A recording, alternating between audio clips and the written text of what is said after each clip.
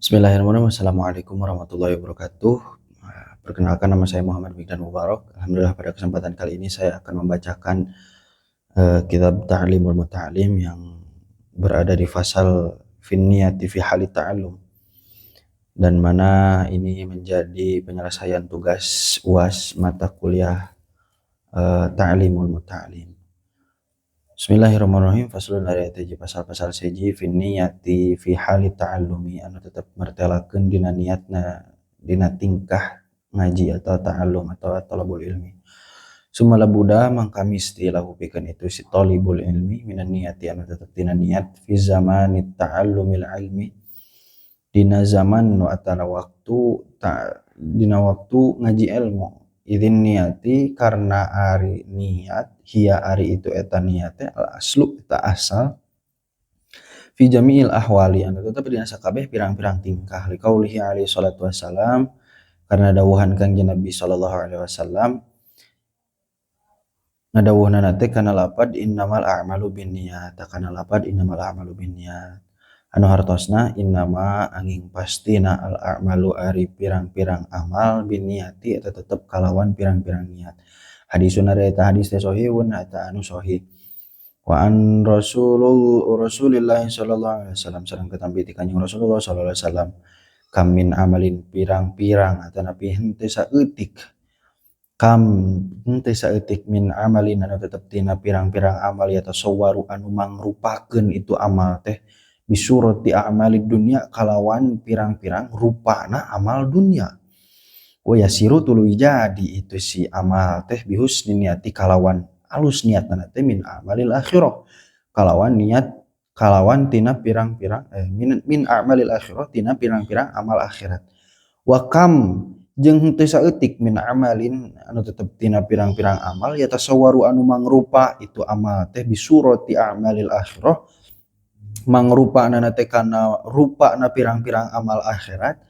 Sumaya siru tuluy jadi itu amal teh min a'malid dunya kalawan pirang-pirang amal dunya bisuin niati kalawan gorengna niat.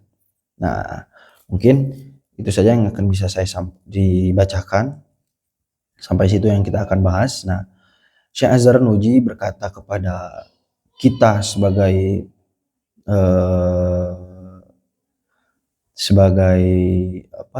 thalibul ilmi, sebagai orang yang mencari ilmu, untuk apa? Membersihkan dulu niat atau membereskan dulu niat sebelum kita berangkat mengaji. Ya, ada 4 niat atau ada 4 niat gitu ya ketika kita mau mengaji. Yang pertama niat karena Allah, yang kedua niat menghilangkan kebodohan di dalam diri, yang ketiga ketika niat itu terkumpul gitu ya, maka lakukanlah dengan orang-orang di sekitar kita, yang mana orang-orang sekitar kita juga memiliki niat yang sama untuk mengaji karena Allah yang pertamanya. Yang ketiga, yang keempat yaitu untuk menghidupkan agama Islam, agamanya Rasulullah SAW. Nah, yang pertama niat karena Allah. Perbaiki dulu niat kita. Untuk apa kita mengaji? Kenapa kita mengaji? Jangan sampai kita niat mengaji itu karena ingin disebut ustadz. Jangan sampai ketika kita mengaji itu kita ingin disebut kiai. Jangan sampai ketika kita mengaji itu kita hanya ingin disebut sebagai ahli ilmu, atau ketika kita membaca Al-Quran dengan baik, rapih, tartil, dan juga bernada dengan indah, kita ingin disebut sebagai qori. Jangan sampai seperti itu, karena kecelakaan seseorang itu bermula daripada niat. Ya, perbaiki dulu niat. Makanya saya membacakan pasal ini itu karena apa? Karena bagi saya niat itu adalah hal yang paling penting sebelum melakukan segala sesuatu. Karena di dalam hadis Nabi SAW yang diterangkan di dalam kitab ini, liqauli alaihi salatu wassalam, innamal a'malu binniyat, angin pastina pirang-pirang amal itu kalawan niat. Atau dalam bahasa Indonesianya, Semua amal itu tergantung kepada niat. Nah, dilanjutkan oleh Nabi.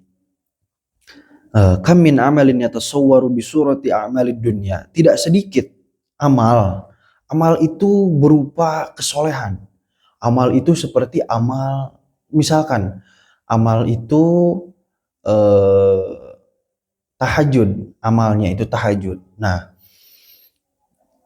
itu jelas tahajud itu adalah anjuran Nabi, sunnah muakkad, sunnah yang dianjurkan, sangat dianjurkan. Bahkan dulu sebelum turunnya surat Al-Muzammil ayat terakhir itu ya, para sahabat sampai menganggap bahwa tahajud itu adalah sholat yang wajib juga. Tetapi ternyata ketika turun ayat tersebut, oh ternyata sholat tahajud itu tidak wajib, namun sunnah muakkad. Nah, banyak itu sangat luar biasa, amal tahajud itu sangat luar biasa. Tetapi ya, amal yang berupa amal akhirat itu akan menjadi amal dunia. Apa yang maksudnya amal dunia? Amal dunia itu adalah amal yang mengesampingkan atau mereka lebih mementingkan dirinya sendiri, tidak ada unsur karena Allah. Nah, itu disebut amal dunia. Itu ya, memperkaya diri tanpa di dalamnya ada unsur untuk diniatkan ibadah. Itu ya, memperkaya diri, mempercantik diri. Terus ya, dengan hal-hal yang membuat kita lupa terhadap akhirat, itu adalah amal-amal dunia, gitu ya. Nah, tetapi itu ya, amal-amal akhirat yang tadi, yang bagus tadi, yang tahajud tadi, yang sholat duha tadi, itu akan menjadi amal dunia, amal yang sangat buruk, amal yang sangat jelek ketika kita niatnya salah.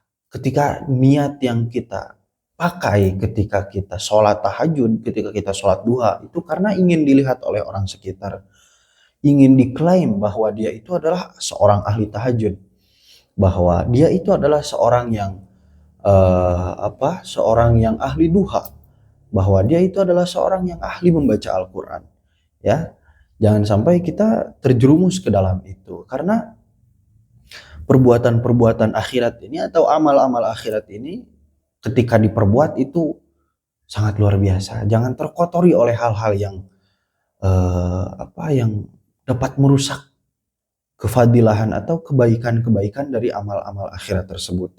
Juga ada gitu ya, amal-amal dunia seperti misalkan ada seseorang bekerja untuk memperkaya dirinya gitunya, terlihatnya gitunya seperti amal dunia. Orang-orang yang mohon maaf, yang mengojek gitu ya, sekarang yang kuli bangunan atau yang ke kantor tiap hari, tiap malam, terus aja bekerja, terus aja bekerja terus gitu ya. Tetapi amal-amal dunia itu ya bisa menjadi justru kebalikannya, bisa menjadi kebaikan, bisa menjadi sangat baik, lebih baik daripada amal akhirat yang salah niat tadi, bisuin niyah. Nah, amal dunia itu bisa jadi amal akhirat jika bihusnin niat, bagus niatnya. Karena apa? Yang pertama, niat karena Allah, jelas saya bekerja niat karena Allah. Dan yang kedua, saya niat untuk menghidupkan keluarga. Yang ketiga, saya untuk ibadah, agar saya bisa umroh, agar saya bisa pergi ke masjid dengan wewangian, dengan baju yang paling rapih. Seperti itulah, itu amal-amal yang terlihatnya seperti amal dunia, tetapi di hadapan Allah justru itu adalah amal terbaik untuk dirinya, gitu ya. Karena yang kita tahu di dalam Quran surat An-Nur ayat 55 juga diterangkan bahwasanya wa'adallahu alladhina amanu minkum wa'adallahu alladhina amanu wa amilus solihah, gitu ya.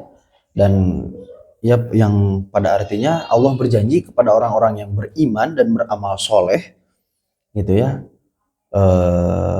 Allah akan menjadikan mereka seorang penguasa di muka bumi ini.